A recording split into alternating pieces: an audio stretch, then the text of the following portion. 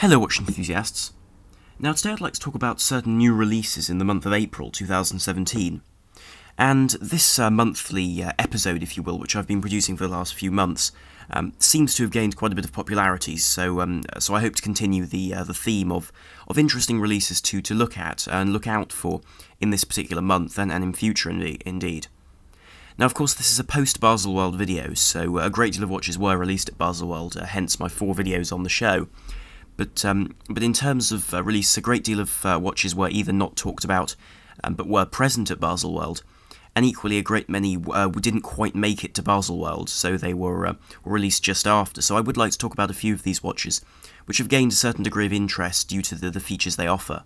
Now the first brand I'd like to talk about are a brand called Baltic, and this is a French brand based in Besançon in France. And they produce very vintage-inspired 38mm wristwatches, fully brushed in stainless steel with plexiglass crystals, very heavily domed plexiglass crystals, to better symbolise the older watches and to rekindle that older style and aesthetic. And the quality of their watches, from photographs and from what other journalists have stated, is quite remarkable for the price. They're currently on Kickstarter. But they do offer something very impressive in terms of the quality of their dials and the finishing of their watches in general, and also remain at that 38mm size, thus being in keeping with the older style of watch sizing, and really do commemorate watches around the 1940s and 50s. Now the brand produce 2 watches. They produce a 3-hand model and a chronograph. And I'll talk about the 3-hand model first, because I feel this is the lesser of the two in terms of the controversy created by these. And this version features a very simple, elegantly designed dial with very stylised numerals, which do hark back to those 30s and 40s and even the 50s, in terms of being quite sturdy watches, but while retaining a somewhat playful aesthetic with those leaf-blued hands. Now the movement inside this watch is a fairly reasonable choice for this watch at this price point, being the Miyota 8215, which is not as high grade as the 9015, being hacking and hand winding. But in this case we have a relatively low beat, manual winding and automatic movement in this watch, which is I think a reasonable choice, and certainly not a controversial one in any way for this particular price point. However, the area where this brand has created a great deal of discussion is in their chronograph model, and this is a Bicompax manually wound chronograph powered by the Seagull ST1901. And this is based on the Venus 175, which is an older manually wound movement.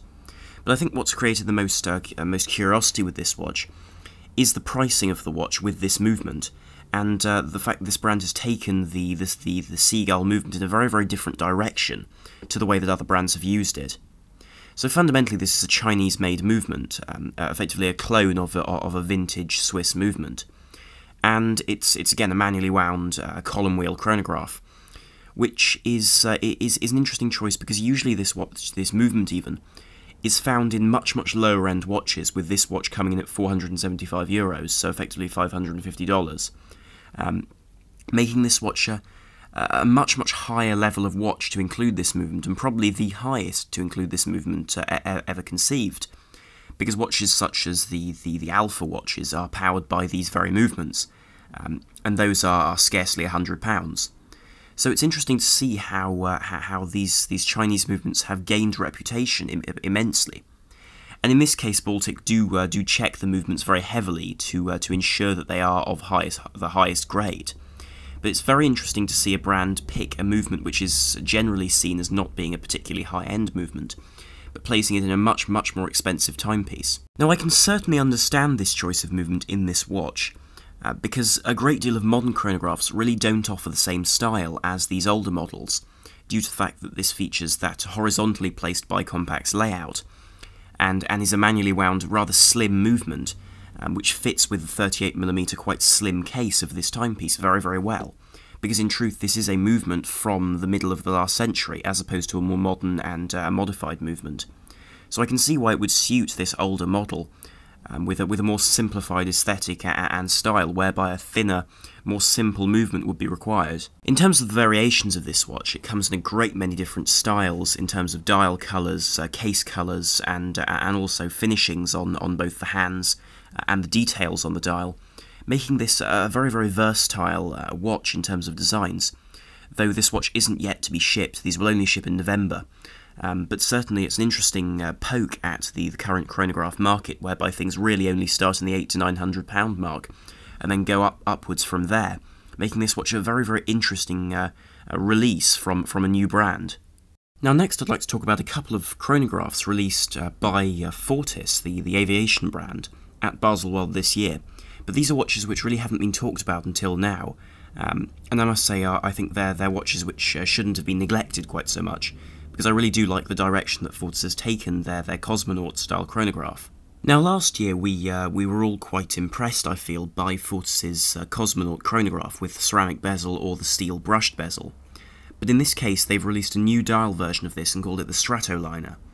And this is an altogether much cleaner aesthetic with painted indices rather than applied ones, and altogether more legible hands. The watch comes in 4 variants, in an AM, a PM, so AM being a white dial, PM being black dial, and then in either of those cases ceramic or brushed steel bezels. My personal favourite is the version with the white dial and the ceramic bezel, because I feel that the black surrounds around those off-white loom plots look utterly superb and make the watch look unbelievably similar to some of the tools used in the cockpit, notably various gauges that one would normally see in the cockpit of an aircraft. And I think that this watch mirrors that tool aesthetic much better than previous Fortis models, and does capture that very crisp and clean aesthetic that a pilot would appreciate in a cockpit. Of course, you may have noticed that from the layout, the movement is the Veljour 7750. Which is, again, a very standard movement to put in this watch, but nonetheless a practical offering, and one which does offer a great deal of reliability and practicality instead of a perhaps more ornate arrangement, but does, of course, offer the chronograph functions as well as the day and the date, which are very helpful things, especially for someone like a pilot. Of course, the watch is water resistant to 100 metres due to the screw-down pushers, though the crown isn't screwed down for the sake of extra ease of use. So of course this watch is perfectly suited to use it in humid or moist or in fact aquatic climates, which is again an added practical feature for a watch which is of course standard issue for the Russian cosmonauts. Another 3 interesting models from Fortis come in the form of the Aviatis Pilot Classic, which is a lineup of 3: the date, the second, and the chronograph. Now the date is probably the least interesting, and this is a very simple Flieger-style watch by the brand. But even in this guise, the watch is very much Fortis's take on this traditional style. So we have very sharp, very elegantly designed but very legible hands, with hints of blue around the dial on the second hand, as well as a very heavily loomed system of numerals around the dial, which make this watch a very simple yet very elegant and very, very legible pilot's watch, with the date placed at 3 o'clock. And of course the size of the watch remains 40mm, making it very wearable for even those who would like to wear this watch on a daily basis, as opposed to these larger, slightly more unwieldy pilot's watches that one occasionally sees. And this version is powered by the ETA 2892, which is a fairly reasonable movement for this price, around the £1,100 mark. And then, of course, the price goes up for the chronograph and small seconds, but I'll include the prices on the video, so they'll be there for you to read. However, the watch which I think looks the best in the series is the second version, and this is effectively a small second 40mm Flieger, with a very, very elegant dial, a similar dial to the date version, but of course this features the small seconds at 6 o'clock, which leads to an extremely symmetrical dial design, with the second hand remaining blue, that bright, vivid electric blue of Fortis, which is also very, very legible, and the date sinks away into that sub-second dial at 6 o'clock, making it altogether a very appealing and an attractive setup. Now the detailing on this watch is really excellent, with again those beautifully finished hands, but also details like, for example, the upward pointing triangle at 6 o'clock, in fact represents the direction one has to turn the crown in the second position to change the date forwards one, which is a very, very interesting feature and an interesting touch, and does mirror some of the other models in Fortis' lineup, where one has arrows next to the day and date wheels to show you which way to turn the crown to adjust each, so one doesn't accidentally adjust the wrong one. And it's details like this that I think make this watch such an elegant and cleverly designed modern Flieger watch.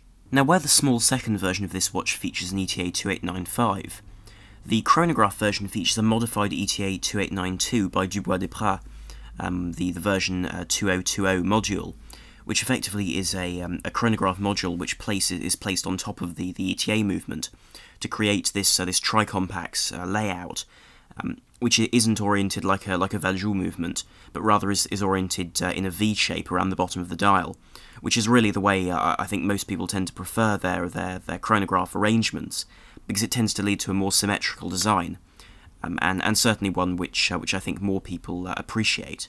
Now, other than the slightly larger 41mm case, this watch really does follow in the similar form as the rest of the lineup, creating a very, very legible Flieger pilot's watch in that traditional format, but while adding Fortis' more modern touches to make this watch an altogether more interesting prospect to buy for modern buyers. Now, on a very, very different note, there are some new dial options for the JLC Reverso. Of course, this watch is a truly iconic timepiece, and these dials are for the Atelier collection, which is the version of the Reverso which one can personalise, with a great many different dial variations, hand variations, engravings, and so on. But here we see three new dials for this series, and these are dials which are far more colourful than one would normally see on a JLC Reverso. And of course, as you will notice by the placement of the crown in these photographs, this is the back dial of the watch, if you will. So the front dial is still that traditional style of classic Reverso Art Deco dial. So it's that silver, very elegantly finished dial by JLC. However, the rear dial, which is the travel time, which is the other time zone, if you will, this version allows one to have a different dial colour, far more flair on this side of the watch than on the front very conservative dial. And of course, this is based on the Reverso Classic large duo small second. So of course it has this double dial arrangement already. But in this case, JLC is really taking advantage of having a separate dial that one probably won't have seen for most of the time. Now, what's most significant about these dials is the fact that they come in these colours which are in fact conceived from stone. So the green version of this watch features green marble, which is very heavily detailed and is very much dependent on the stone slice that one takes. And of course the central dial, being a far flatter style, is in fact a more simple galvanic coating, which is in fact the case with the blue version in its entirety, where the whole dial is this galvanic coating, but with a new style of pattern on the surround areas of the dial to give a greater level of depth than one would see on the stone versions. Of course, the browny orange version is Tiger's Eye, which is a very, very bright type of stone, and in this case the choice has been made to have the stripes of the stone going straight across the dial. Of course, at this point, the watches with these coloured dials are offered on matching straps to better suit that particular colour of dial colour. And of course, the variation on the dial is very clear. One has whites and very elegant surrounds around the stone, which is really a testament to the quality of JLC products these days. Also, one has the AM/PM indicator, which is also a beautifully finished piece, with again that particular type of finishing, with a brushed horizontal line finishing on the lower half of that subdial, and then a sunburst effect in creamy white above it, which really does create a wonderful effect. And I must say they really have outdone themselves here with these dials. Now, the watch I'd like to finish on is this Rado, which I didn't talk about previously, but is now actually on the market and is available for purchase, so I think it's worthwhile talking about. And this is the Hyperchrome Captain Cook. And this is a 100-metre diver, although there is a 200-metre diving version of this watch.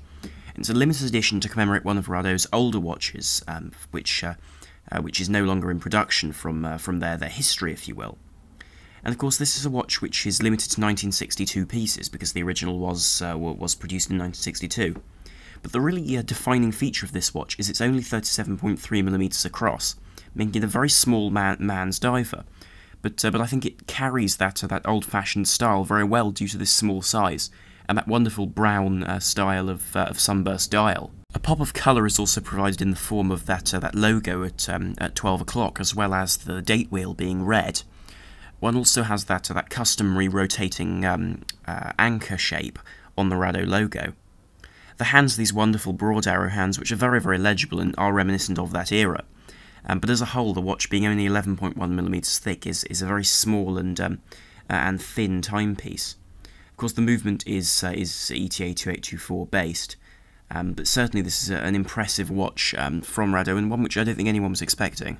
Of course, the controversy surrounding this watch comes in the form of the fact the watch doesn't have a screw-down crown and is only water-resistant to 100 metres, which is very true to the original watch, but Rado themselves have said this isn't a dive watch per se, but more of a commemorative piece to one of their older models, though it does feature modern features like a ceramic bezel. That bezel is unloomed, which is another detail which really isn't in keeping with that dive history. Nonetheless, though, this is a really wonderfully designed piece and a very interesting one from the brand.